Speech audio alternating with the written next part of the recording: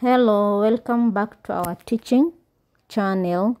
Our today's lesson is going to be market phrase or phrases that are used in the market, and it's going to be lesson 6. Maanta waxaan baranaynaa erayada suuqa oo mar walba loo isticmaalo.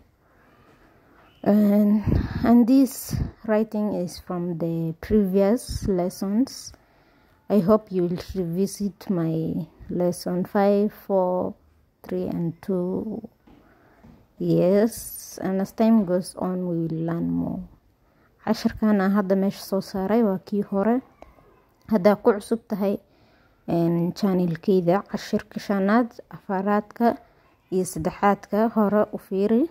YouTube-keydana waa English-Somali translation hub, magaciisa hoos uu ku qoran yahay. Please subscribe isaara YouTube-kana. Wax badan ay iga baran doontiin. Maantana waa cashirkeena lixaad. How much does it cost? How much does it cost? How much is this? How much is this? How much is this? How much does it cost? Meeqo or imise ayaa la gadayaa or la iibinayaa? La gadayaa or la iibinayaa, they're all the same. La gadayaa ama la iibinayaa waa isku mid. You can say one of them, or you can just say simply, you can say meeqo. Meeqo. And we will learn more vocabularies, like you will say shoes. How much is this? How much is this shoes? Or how much does this shoes cost?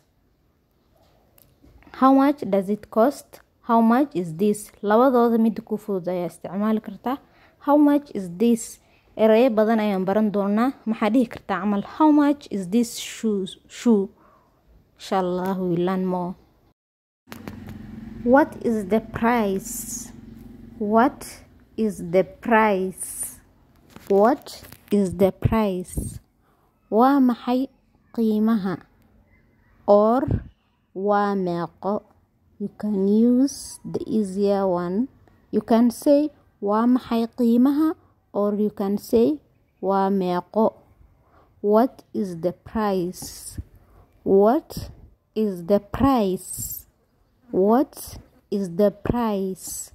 What is the price? Waa maxay qiimaha? Waa maxay qiimaha? Waa meeqo. Waa meeqo. Meeqo. I hope as time goes on you will learn the Somali pronunciation if you are non-Somali. Waa meeqo. Waa maxay qiimaha? What is the price? What is the price? Do you have these in different colors? Do you have these in different colors? Do you have these in different colors? Ma jirtaa or ma ka heesaa midaba kale? Midaba kale. Midab. That the meaning of color is midab. So you can use ma jirtaa or ma ka heesaa. You can use either of those words.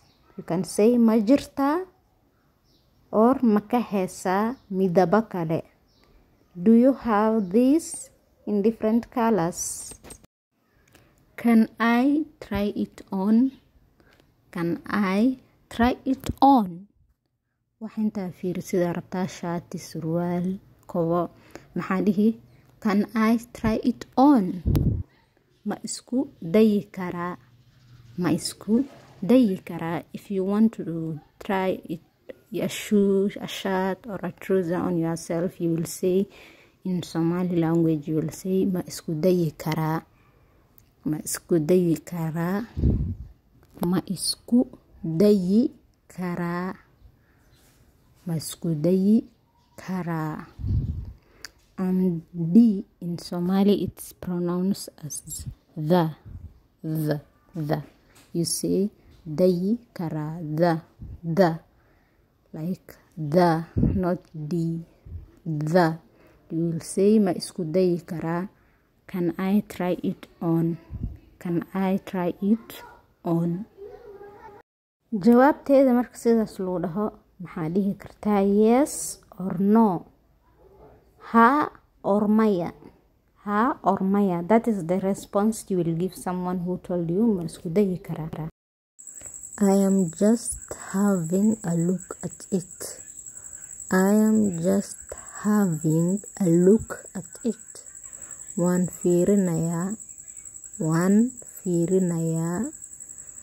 So this is when you want to look something or you want to see the size of shoes or shirt or anything else. You will say waan fiirinayaa.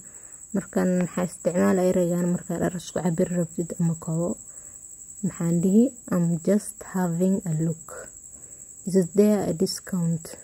Is there a discount? qiimo dhimis miyaa jira? Is there a discount?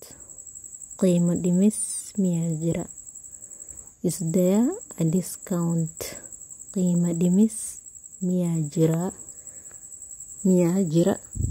Is there a discount? qiimo dhimis miyaa jira? Where can I find? Where can I find? halkee ka heli karaa? halkee ka heli karaa? Where can I find? halkee ka heli karaa?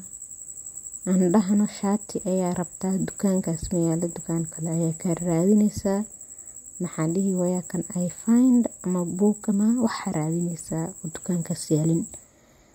So when you're looking for something in another shop and it's not there, you will ask someone halkee ka heli karaa?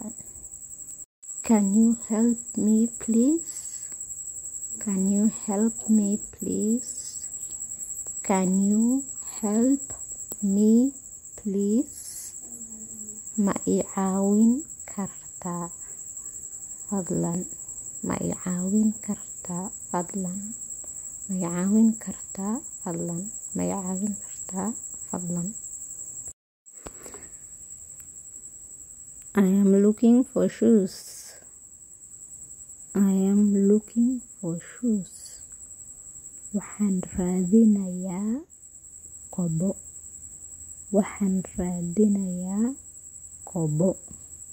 I am looking for shoes. I am looking for shoes. waxaan raadinayaa kobo. This is too expensive.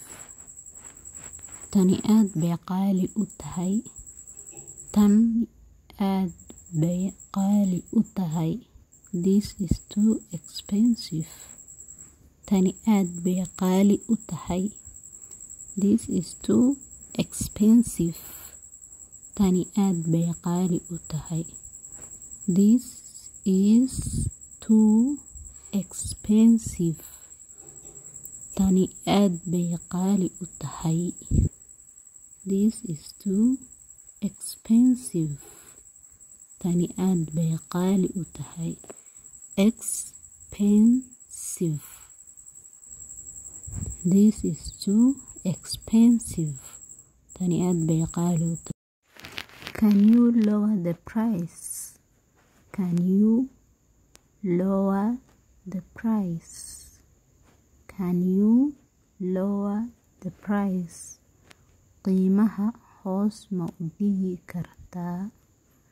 qiimaha hoos ma u dhigi kartaa? Can you lower the price? qiimaha hoos ma u dhigi kartaa? Can you lower the price? qiimaha hoos ma u dhigi kartaa? Okay, this is the end of our lesson 6. We will learn more phrases in our coming lesson if God wills. casharkeena 6 halkaas ayaa noogu egyahay. insha Allah erayada noo dhiman oo suuqa casharkeena 7 ayaan isku bareynaa. sida hore nigu soo sheegana maxaan dhahay inta time ku sii socdo waxaan iska kala baranaynaa insha Allah. hada kanaalkeeda ku cusub tahayna please youtube-keeda waa kaas hoos uu ku qoran yahay English-Somali translation hub ayaa la dhahaa. magacaas qor, youtube-ka tag insha Allah, then you subscribe and meeshaasna notification turn on ka dhiga saaca casharada ula socotid. kaasa casharkeena halkaas ayuu noogu egyahay. erayo cusuban ama maxaa la dhahay kelimado cusuban ayaan isbaraynaa. sida u aragtid casharka u baran karno u fududahay comment kusoo qor. In case you see anything that is not satisfying you or it's not making you like, if you see I'm making the teaching complicated, please you write down some comments and I will see what I can do about it.